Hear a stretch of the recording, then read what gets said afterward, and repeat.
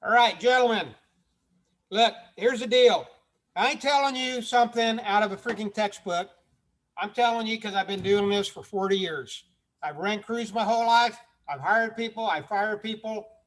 I got apprentices. I've got journeymen. I got all these people working for me. I know what I'm telling you is legit. Okay.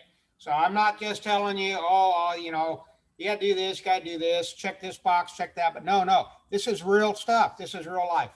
So we watched those couple videos, and one of the things was, about job interviews. So let's talk about job interviews.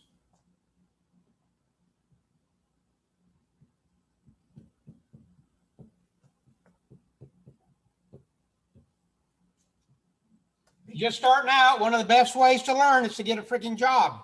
And so you got to get a job before you can start learning. Well, I know you don't. I mean, you can start learning, but I'm trying to say if you start and you get a job like with the union, I mean, they start teaching you, and that's where you're going to learn super fast. If you can't get a job yet, then start building up your education so that you can get a job, so you got something you can be able to tell them. But hey, listen, one of the first questions they're always going to ask you, and it's probably the number one question at the very beginning, and you don't want to be like, boom, get hit with it and not know what to answer, is this one right here. Number one, tell me about yourself.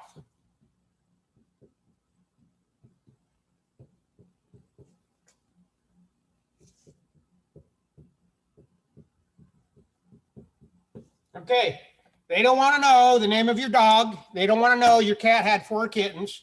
They don't want to know you and your girlfriend broke up. They don't want to know your aunt's dating a new guy. They don't want to know where you went to friggin' high school. They don't want to know none of that stuff. But you go, they said, tell me about yourself. They don't want to know that stuff. They really don't want to know about yourself. What they want to know is what you are going to bring to the table. So basically, in other words, what they want to know is what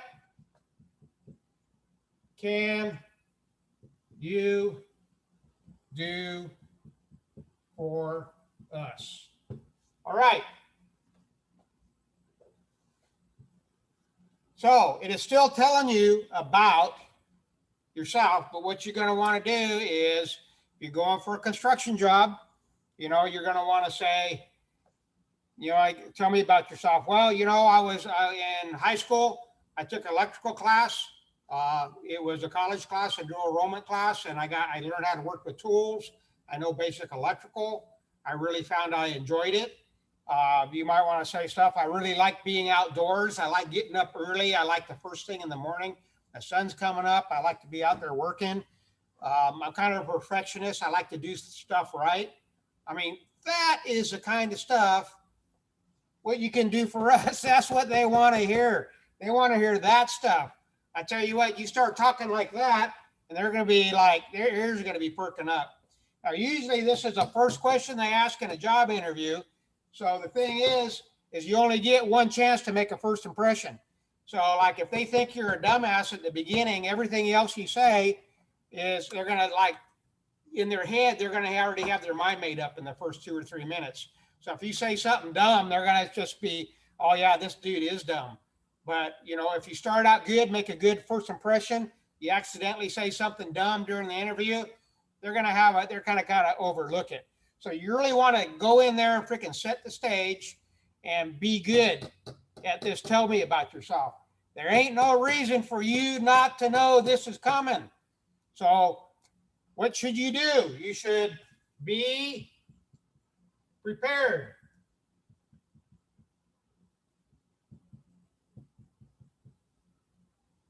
That means if you got to sit down and write this stuff down on a piece of paper so you can memorize it, then do it. But be prepared. You know it's coming. You walk in there and they ask you this and you're like, bam, bam, bam, bam, telling them what they want to hear. They're going to be like, whoa. They're going to be like, really, they're going to start taking you serious right away. So ain't no reason for you not to get this one right, because they're all going to ask it. They're all going to probably ask it at the beginning.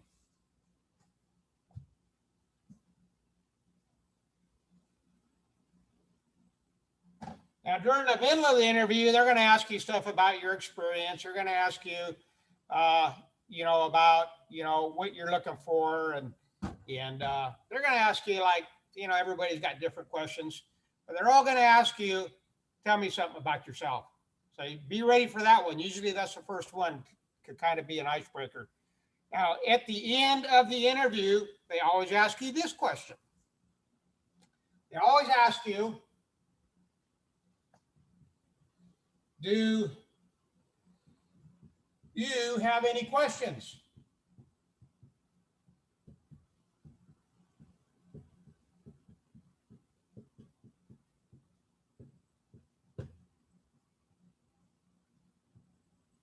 They're always going to ask you that. That's pretty much how, you sit down there 5, 10, 15 minutes, somebody interviewing them, and, boom, boom, you're asking them questions as an interviewer. Let's say I'm hiring you. When I get done, I'm going to ask you, hey, do you have any questions? If you say freaking no, that you don't have any questions, you might as well tell me you don't freaking care. You don't give a crap about me. You don't give a crap about this company. You don't care about getting this job. You're just here because, I don't know, satisfy your unemployment requirements or whatever. Of course you got questions. Number one question, if they haven't told you, is you're going to want to know when the position is going to be filled. Like, how soon do they expect to fill the position? I mean, that's a legit question. Are they going to notify you by email? Are they going to call you? Maybe what time of day are they going to call you? These are things you want to know. You might want to ask, hey, do they have any training programs? Is there some way to move up in this company? Because chances are, coming right out of high school, you are going to be getting one of the lower jobs. So you want to know if you can move up, if they have training. I mean, that's all good stuff, is letting them know that you really care. Now, if you were smart, what you would have done is, you already know you're going to company ABC, whatever it is, Acme Construction, to get a freaking job. Look them up, Google them, know something about them, know what jobs they got going on. That way, when they ask you this, you can say, oh, I see that you guys started you're building such and such project right now. How's that going? Wow, talk about impressing somebody. And that's like the last thing right before you walk out. So if you get that first question right, tell me about yourself. Like, what can I do for you is what you're telling them. And then you have any question. The questions will really show that you care about getting this job. It'll show you care about their company. It'll show that you want to be part of the team. And that's hey, it's playing the game. You got to do it. And but if you really do have that attitude, I mean, that's good. That you can fake this attitude and you can get the freaking job, but you better keep this attitude if you want to keep the job. So anyway, again, be prepared. This question is coming.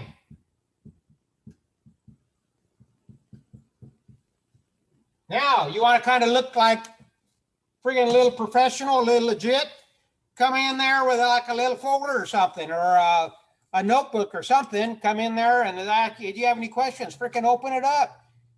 When you get in there, you're under a lot of stress, so you might freeze. Open your little notebook up, look at it. You don't read it, but look at it, kind of remind yourself. Ask the freaking questions. Write this stuff down ahead of time. Plus, if you got something like that, you're coming in and you're showing them you are prepared. You're showing them that you're going to be a person that's prepared to do your job every single day. If you can't be prepared for an interview, why should they think you're going to be prepared to do the job that they want to hire you for it? So, bring a little notebook and that'll be a long way. But again, there ain't no freaking excuses here. This question is coming. So these are things, 2 questions are coming. Tell me about yourself. They're going to ask that at the beginning, and they're going to say, do you have any questions? So be ready for those. Those are going to be in just about every single interview at one point or the other.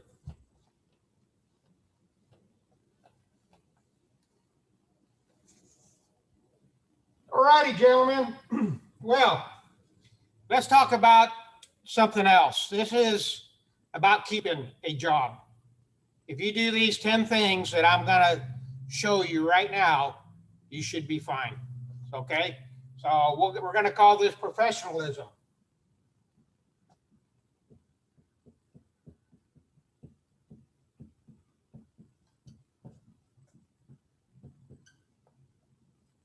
Damn, that's a lot of letters for a word. I think I even spelled it right. Professionalism. Okay.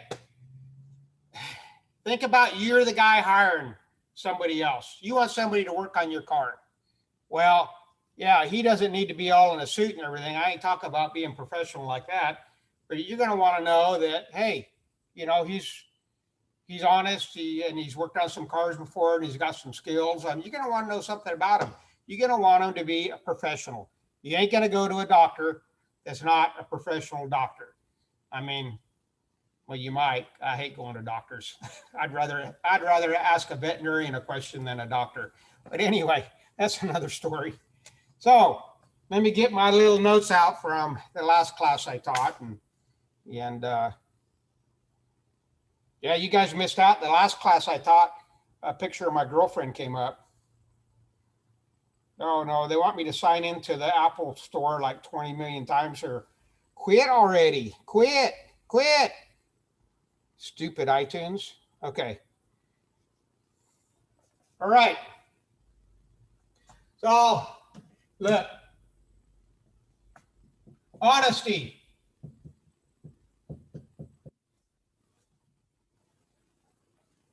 You're out there. Hey, I'm telling you this. I have seen this stuff happen. Never underestimate the stupidity of other people. This stuff has happened. You got an electrician out there. He's pulling down $1,500, $2,000 a week. Okay. Boom, boom, boom. Got a good job. So he's stuffing every day. He's stuffing like freaking copper in his lunchbox. Let's say 6-10 pounds in there. Well, what's copper going for? Like $10 a pound? So he's going to gamble freaking $2,000 a week on $10. Hey, if you went to Vegas or Reno or someplace, would you like bet $2,000? Boom, put it down there on the table, on the craps table, or on the rule. I'm going to bet freaking $2,000. And if I win, I win $10. If I lose it all. Hell no, you ain't going to do that. So why would you do it on your freaking job? It don't make any sense. So think about it. But people just think, oh, I can get $10, or I can get $20, or I don't care if it's freaking $500. You know what? You lose that job paying $2,000 a week, takes you another month to get a job. You just lost $8,000. So number one, yeah, I wouldn't fire you. I wouldn't fire you for stealing. You know, if I'm your foreman, I would fire you for being stupid. It's like, I got a guy willing to risk a $1,500 a week job so he can steal $10 worth of stuff. That dude is stupid. I don't even want him working for me. He would be freaking gone. But anyway, but honesty is important.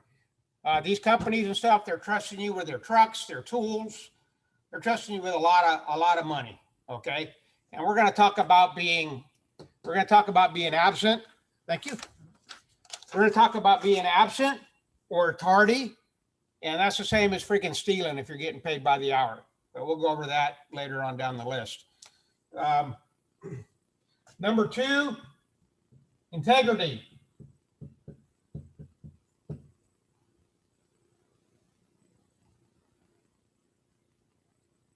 I don't know how to freaking spell that.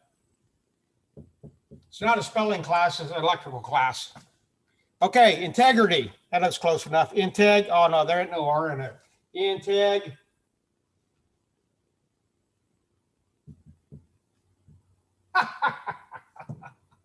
Integ.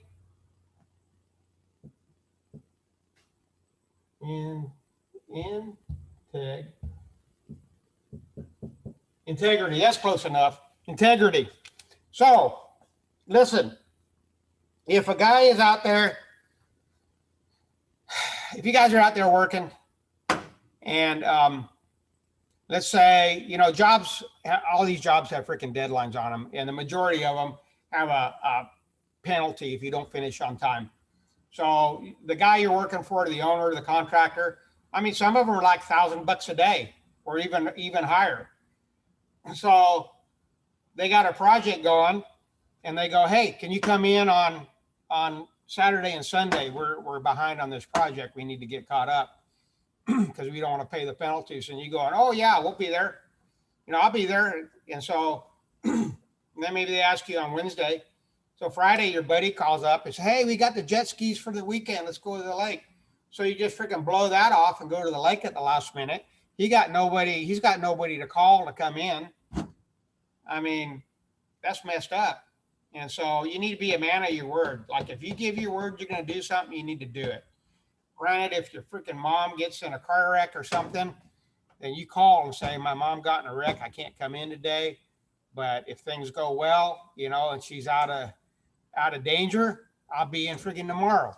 But you just got to be a man of your word. You just can't be like saying you're going to do something and not do it. Loyalty.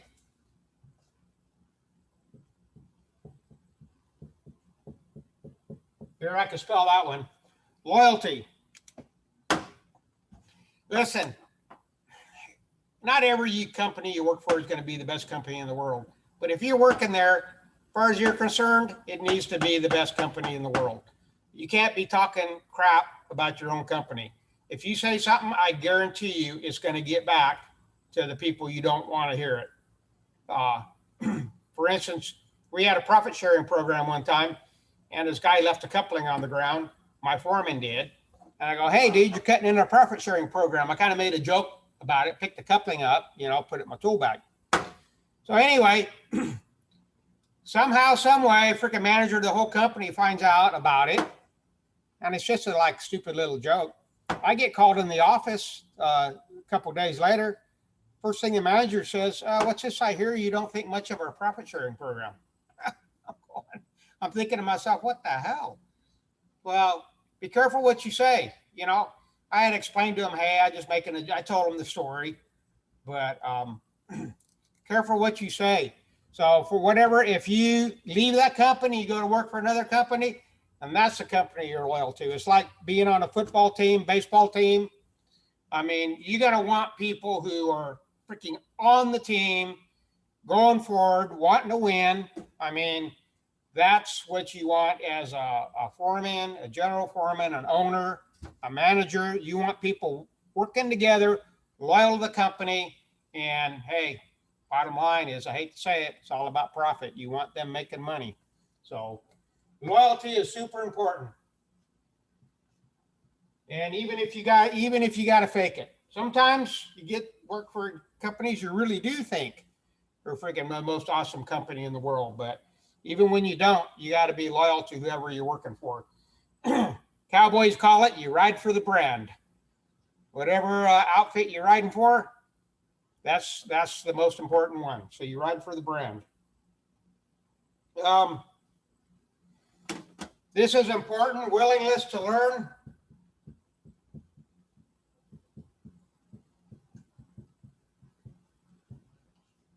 Okay, this is more important to your generation than it ever has been in the freaking history of probably recorded history of mankind. My great grandmother, she moved from Lindsay to Fresno. Took them 2 weeks because they did it by horseback. They had to wait for the rivers to go down. I guarantee you, in the first probably 50 years of her life, nothing frigging changed. She probably learned everything she needed to know by the time she was 20. Well, guess what? Things ain't like that anymore. They're freaking moving fast. So later on in her life, I mean, she went in one lifetime from riding horses to man on the moon in 1968, I think. 68, 69. Anyway, you got to be willing to learn. For instance, me, I can do high voltage splicing. Now, when I learned it, they were still doing the lead stuff. You had to melt it, and it took you like 4 hours. You could make 2 splices in a day. And you had to sand, and you had to wipe, and you had to do all this stuff just a certain way. Your hands couldn't be dirty. You couldn't even freaking breathe on it. Nowadays, they got kits, takes about 30 minutes. You just boom, boom, boom, boom, and it's done. make a splice in 30 minutes. So if I get called out, oh yeah, I'm a high voltage splicer, I can do that. Well, yeah, hell, I was a high voltage splicer 30, 40 years ago, but I ain't one now if I wasn't willing to learn. So I had to like learn how you got to keep up with the times. Technology is going fast, and especially in the electrical world. They're always coming up with new material, new ways of doing things, new equipment, especially with like programmable logic controllers and all that stuff, and the eyes, and I mean, how everything talks to each other is freaking moving fast.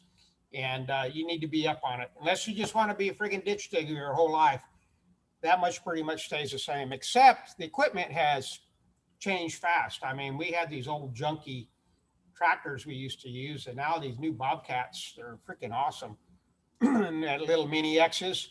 But again, you got to know how to use them. So if you don't know how to do something, if you're at work and you're just like, oh, man, I don't know how to do this, freaking go home. Don't be like, oh, you guys need to teach me this. Hell no. Go home, Google it, watch some YouTube videos, roll back to work the next day and freaking be on it. So you need to be at the top of your game if you want to move up. Otherwise, you're just going to stay still. Okay. 1, 2, 3, 4, 5, responsibility.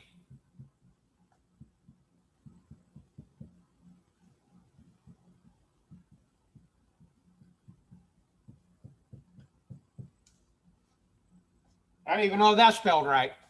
Responsibility. You need to be responsible. I don't know how to put this. When stuff goes wrong and I'm asking somebody why things turned out like crap, as I'm a foreman and you're working for me, I don't want to hear a friggin' bunch of excuses. I don't want to hear you blaming this and that and the other thing. The reason I'm asking is because I want to know how to freaking fix it, because we need to move forward. So if you're sitting there giving me all these freaking reasons why it's not your fault, you're freaking wasting my time. You're holding me up. Lead, follow, or get out of the way. And right now, you're in my freaking way. I just want to know why things happen like they did so that we can fix them and move forward. I ain't looking to blame people. You might get some people that like are looking to blame, but most of these guys that are like trying to get stuff done, they're not looking to blame people. They're looking for solutions, and they want to fix these things so they can move forward. Everybody screws up. If you've got anybody who's worked at any amount in their lifetime, especially in construction, we all make mistakes. We all screw stuff up now and then. It happens. So if you got a guy working for you who's been there and done that, he's going to understand. The problem is sometimes they give you a manager that his last job was a used car salesman. And so he's wanting to play the blame game, and he just freaking doesn't know. He shouldn't even be in that job. But anyway, so take responsibility. You're going to be like, again, given a truck, tools and stuff to work with. You need to be responsible with all that stuff too. 6, cooperate, or let's say get along.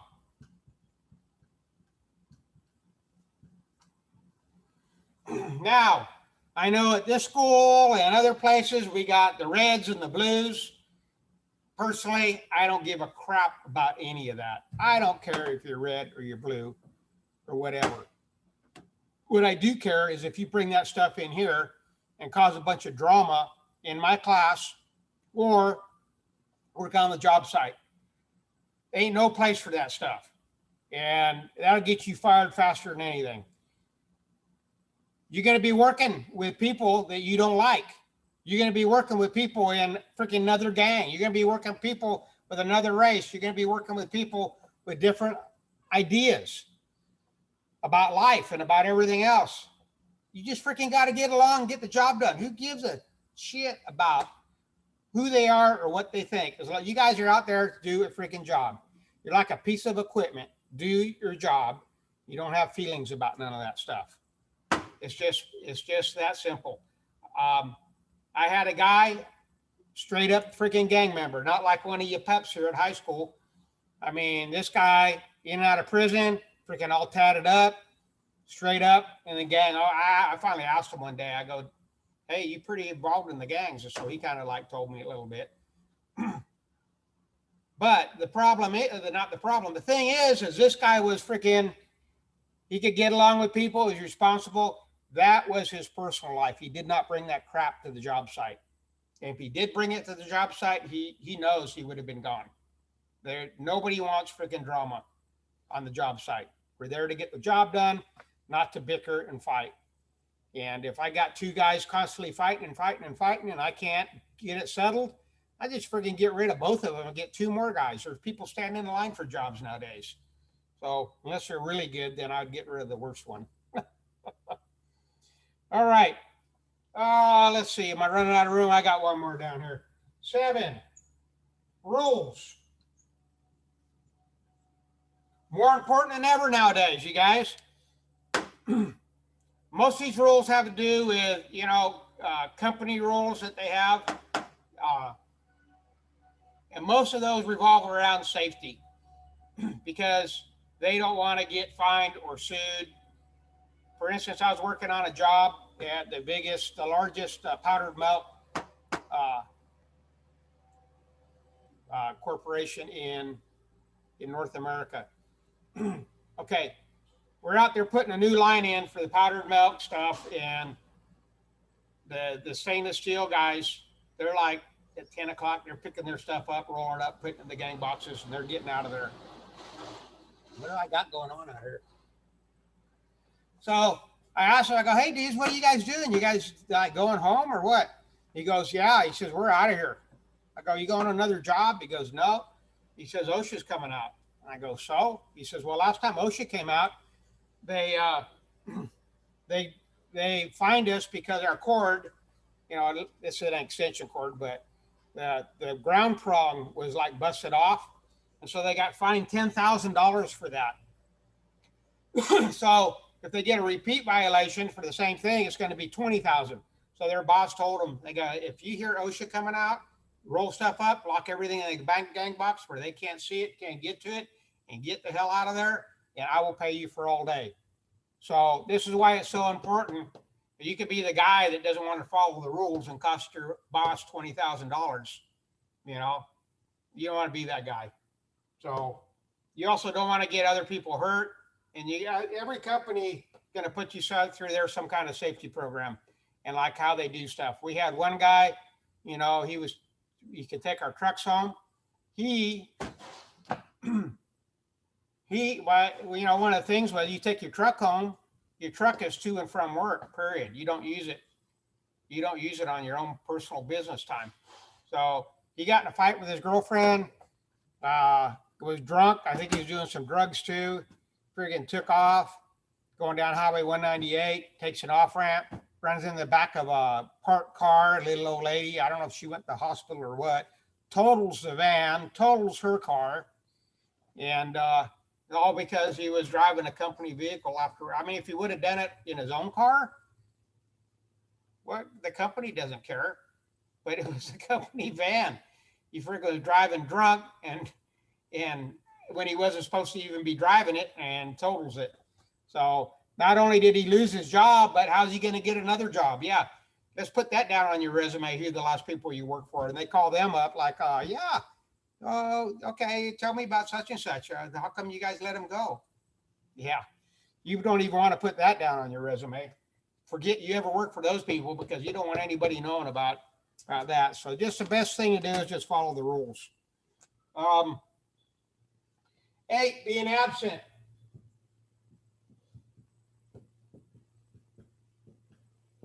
You just need to show up freaking every day for work, period. Just show up. Granted, you're going to have stuff to do. Try to get that set up ahead of time. But all these jobs are on schedules. And that means when you get there, you do a certain amount of work every day. And everything's plotted out on a map. And it shows you a schedule when everything's supposed to be done. The people running that job, they're figuring how long it's going to take you to do everything, but they're planning on you being there every day. If you're not there every day, you're going to throw a monkey wrench in the whole works, and it's just going to be a pain in the ass, and they're going to find somebody who will be there every day. Especially these guys, I've had a few of them. Mondays is hard for them because they go out and they get chip-faced all weekend, and then come Monday, they don't want to come to work. And that's a bad deal. Those guys usually don't last too long either. So being tardy.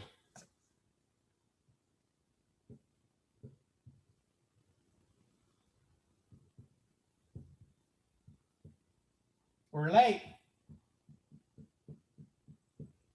Listen, wages for a union electrician right now in Tulare County is $40 an hour. Your company is also paying your workman's comp, you're paying your retirement, they're paying your insurance. You're probably around $60 an hour for the whole package. That means that's $1 a minute. So every minute you're late, you're stealing $1 from your company. So granted, $1 ain't much, but it adds up. If you're 10, 15 minutes late every week, I mean, every day, let's say you're late 10 every day. That's 50 minutes. You just stole 50 minutes from your boss or the company you're working for. You actually stole it from them. And not only that, there's lots of times at the beginning, when you get there, the foreman, you guys might be all bullshitting, talking, drinking your coffee, whatever. And the foreman may come out, hey, that's what we're going to do today. Most of them will be polite and not start that until starting time. But the thing is, sometimes they do. Or they might be in the office already, and they might stick their head out of the office trailer and say, hey, Joe, did you get such and such done yesterday? You go, yeah, I got that. But you need to be there for that. You can't be freaking, it's a pain in the ass for everybody if you're late every day. And I tell you what, if you're a pain in the ass, there's plenty of people who aren't going to be a pain in the ass. So being on time is being 15 minutes early.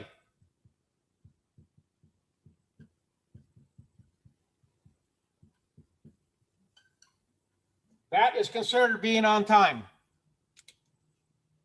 15 to 5 minutes early, be there. If you're right there on time, right freaking on time every day, you're late. You're late. So, because most everybody gets there anywhere between 5 to 15 minutes early. So if you're there 15 minutes early every day, you'll be fine. Number 10, dress.